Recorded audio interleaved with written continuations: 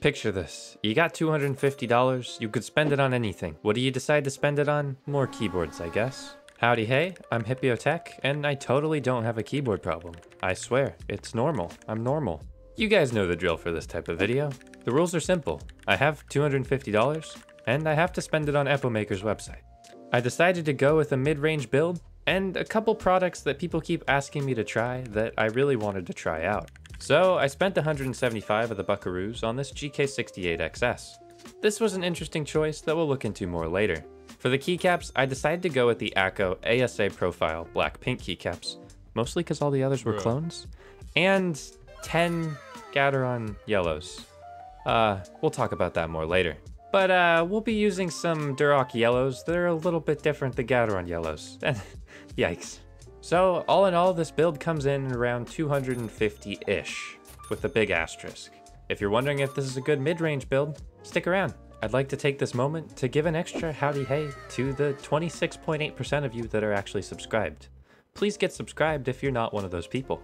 A little bit of background for this video. Epomaker has been a long-time affiliate of mine, but they're not really a sponsor or anything. They just kind of send me boards randomly and I look at them, or sometimes I don't look at them. In this case, they gave me a little bit of a shopping spree, and you know, they gave me $250 to go wild. That's a little bit of a stretch. I kind of just picked out what I wanted to pick out. But, you know, we gotta make it dramatic. It's Hipyo dramatic time. Anyways, the GK68 is a board that I often recommend as it's one of the most basic beginner boards. But the GK68 acrylic version, who knows? I'm a little bit skeptical of it, and that's kind of why I wanted to check it out here. It's a lot more expensive, and now there's a lot more contenders in the space. So I don't know if it's going to be that good of a value proposition. As far as the unboxing goes, it's like any other Skylung board.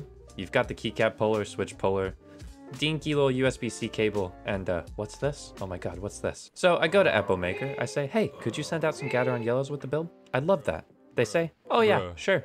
And they sent 10 Gateron yellows. Yikes. So because I can't build them out with 10, you'll see the switches I use later, don't worry.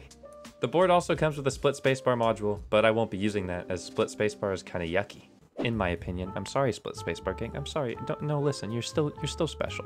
The board came wrapped in a felt carrying case, which is better than nothing, but when something like the NK65 has a way better carrying case for $95 total, yikes. Take a shot every time I say yikes. A shot of water, that is, of water only. So, what's the dealio with this board, eh? So this bad boy is the GK68XS. It's a 65%, meaning that it keeps the arrow keys, and it's made out of acrylic with a nice little frosty design. I guess a fun feature is that it does feature an FR4 plate, but the board is tray mount, meaning that you won't really feel any of the flex that would offer, and it's pretty stiff overall. Now, coming in at $175 US, this bad boy's a $90 increase over its plastic counterpart. That's a bit of a doozy, and we'll be scoping out whether or not that's worth it at all. Some other fun facts is that this bad boy is Bluetooth, which is a very good perk, and not that many boards offer it, but more are starting to offer it. I'll be fair to it though, the acrylic design is pretty nice. If you're a keyboard enthusiast, you're looking at this picture and you're going, oh no, oh no. This board is 5-pin hot swap, which is great, meaning you can swap out switches without desoldering, but it has plate mount stabilizers and north-facing LEDs. This means your stabilizer experience will be a little bit rattly, and you won't be able to use cherry profile keycaps without a little bit of interference on the middle row. If you're curious about what this means, there's a Wildcat video on it that explains it pretty well. But we won't be running into that issue today, as we're going to be using the Akko keycaps, which we'll check out later. Speaking about the RGB though, it is disgustingly bright, but the underglow is kind of weird. They went with a center strip and a side strip, but it's kind of uneven. Also, when I unplugged it, it stayed on and I couldn't turn it off, and then they were really bright and it hurt my eyes. And then I realized you have to plug it in to turn it off if it's not connected to a computer. The Bluetooth is very weird. So knock-wise, it's not very hollow, and I might look into modding this in the future, but I don't think it necessarily needs it. Maybe a little bit of silicone could help. And the plate flex is really weird around the spacebar module. Not a big fan. But hey, let's get this thing built out, right? So for the switches, I had to go with something from Kinetic Labs because of the yellow situation. And I had to go with Duroc yellows, which are a go-to pretty light linear. They're like Gateron yellows had a really interesting baby.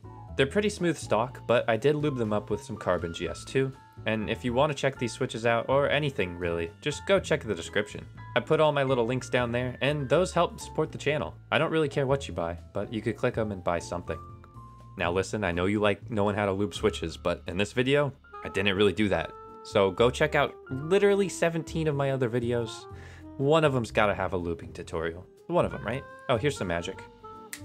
So we got the switches on, and this makes it a pretty decent mid-range build, but Gateron yellows would have been cooler. It would have been like a budget build. Ooh, budget time. But really what I should have done, hindsight, this is editor Hipyo, this ain't build Hipyo. I should have just put 10 Gateron yellows on here and really just gone to town with it. That would have been so fun. Because the board itself is decently stiff because of all these screws and hard points, I think tactile switches might actually be a better choice for a build like this. Honestly, with anything too stiff, linears tend to feel a bit rough on the fingers. Also, these stabilizers came factory lubed, but I decided to leave them exactly as is, as, you know, we gotta put the factory lubing to the test. Anyways, it's keycap time. Yeehaw. Okay, I know what you're thinking. You're gonna call these some type of clone. I know. Akko does a lot of clones. Akko's a little bit stinky. And I've gotten on Epomaker's case quite a bit for selling some of the Akko clones. But they don't steal art. They kinda do their own font. It's a really gray area here. It's a different profile. But this set itself is probably the safest from being cloned. As honestly, like some people are saying, oh, it looks kind of like Olivia, but it looks really different from Olivia. It's pretty different. But yeah, be a little bit wary when buying some of these Akko keycaps, if some of them are kind of blatant clones. But I wanted to check out this ASA profile and kind of put these to the test.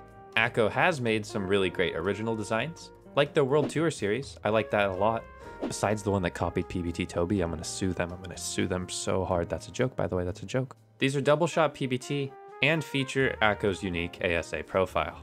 It's also a pretty extensive kit, meaning that it'll fit a lot of boards. And for the value, being only $70, this keycap set kinda blew me away.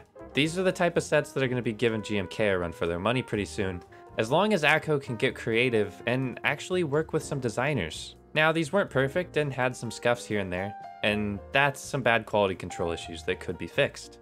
But man, I was pleasantly surprised with this one, besides that spacebar. So as far as the thickness goes, this bad boy's dummy thick-ish. It's about as thick as my GMK laser, which I have right here next to it. Now GMK is double shot ABS, and this is double shot PBT, and they sit at a different profile, so they're not exactly the same. But let's just put these on real fast, like something, come on, magic. There we go. So if you can't tell, I've had like 3 cups of coffee today, so I'm a little bit hyper, but these need white alphas as they're just a little bit weird with the gray. The gray's kind of a green. Also, this container that they come in sucks, and I hate it. And this is a really strong opinion with Hipyo time. I hate it because you have to use a keycap remover to remove the keycaps. Anyways, comparing these directly with GMK, I mean, the double shot process is so much cleaner. The legending is very clean, but I don't like the thin center legends. That could be fixed a little bit. And because it's PBT, it won't shine anywhere near as fast as ABS. This was like the shining pearl of this build. You know, the board I wasn't too stoked on. The switches went meat merp. And, you know, the keycaps, pretty good. Pleasantly surprised. So let's talk a little bit about that ASA profile, shall we? I don't have SA directly to compare it to, but I have typed on SA and a couple other weird profiles in the past. So the sculpt here is very similar to SA, but then the height itself is more similar to OEM. It's kind of a weird sitting in the middle type of thing. And honestly, I kind of liked it to type on. It wasn't anywhere near as fatiguing, and I didn't feel like I needed to have a wrist rest to type on it. Which is good, because I can't use wrist rests, because they make my wrists hurt more than not using a wrist rest. But that's a topic for another day. But you're probably wondering, Hipyo, it's been like 9 minutes and you haven't given us a sound test. What do the stabilizers sound like? Well, these are unlubed. I did not touch them from the factory. Here they go.